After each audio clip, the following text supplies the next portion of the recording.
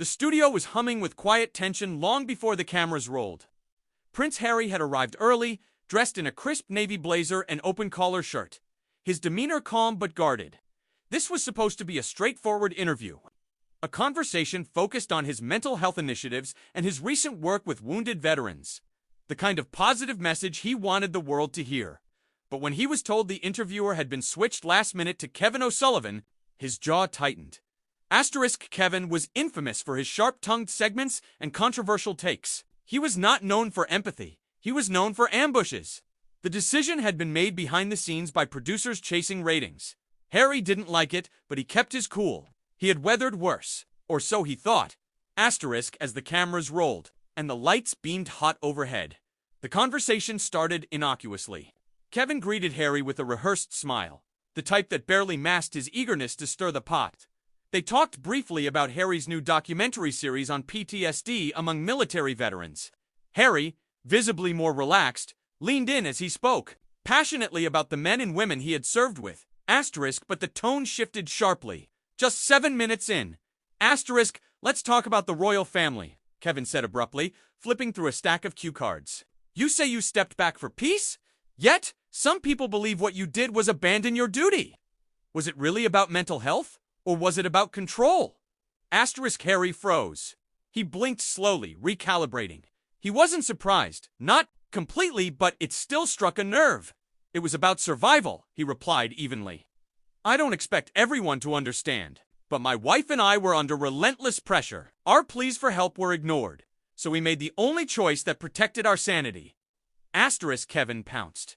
And yet here you are promoting a documentary, signing deals, making speeches. Some say you walked away from responsibility only to cash in on the family name. Isn't that a contradiction? Harry's eyes narrowed. He leaned forward. I don't cash in on anything. Everything I do is rooted in service. Just in a different form than what people are used to. Kevin didn't let up service or you criticize the media, but you've built a platform on being in the spotlight.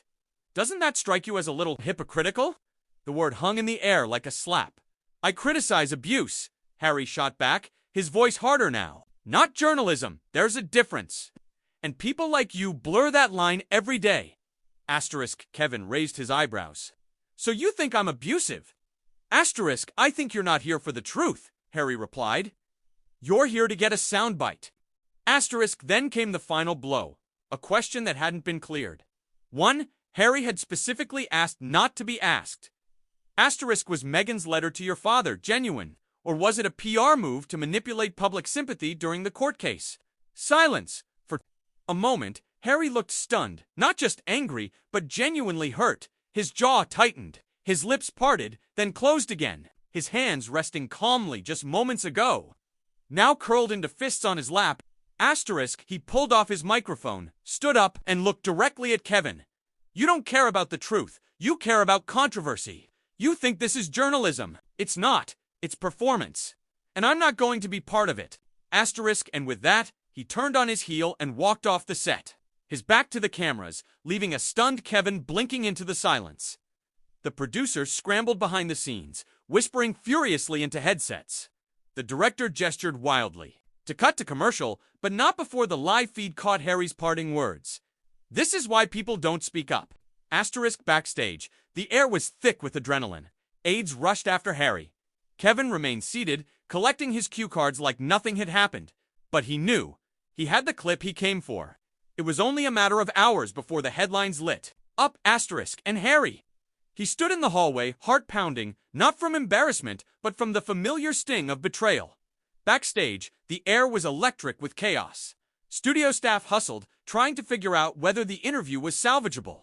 But it was already spiraling across the internet. A live feed of Prince Harry storming out of an interview with Kevin O'Sullivan wasn't just television, it was wildfire.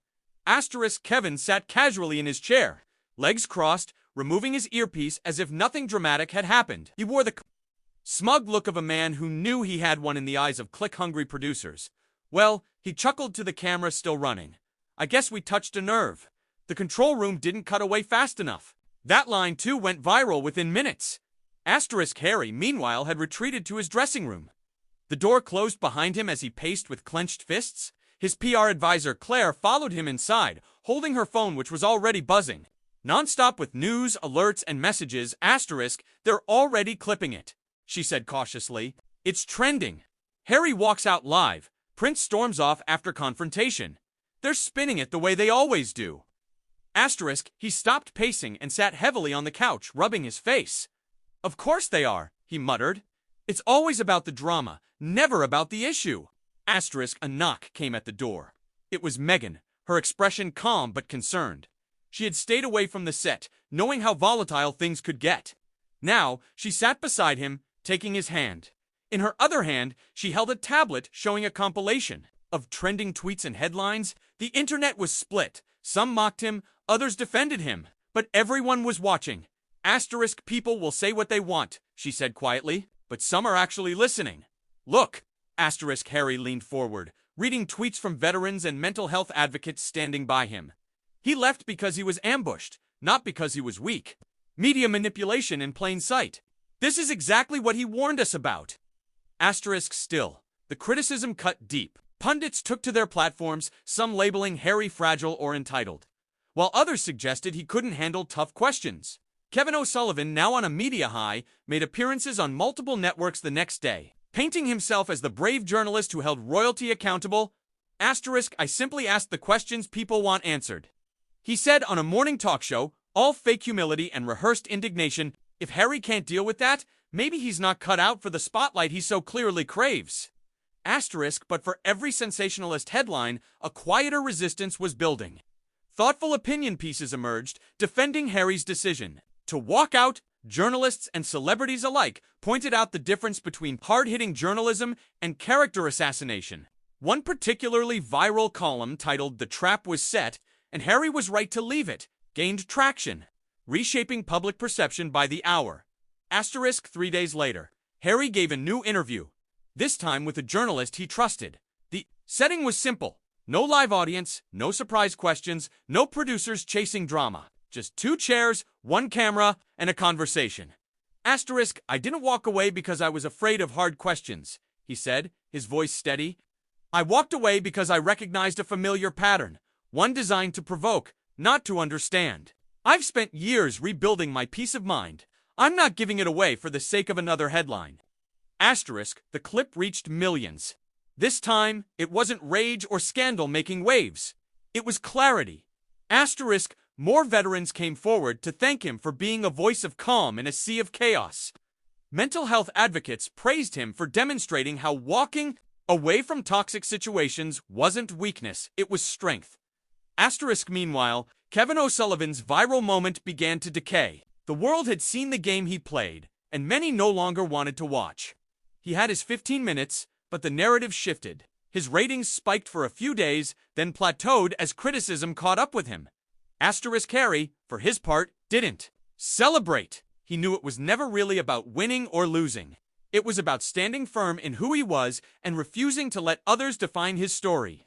And though his walk-off had been spontaneous, it sparked a conversation far deeper than any interview ever could. Asterisk, in the end, Harry didn't need a microphone to make his message heard. Walking away spoke louder than words. Asterisk, asterisk.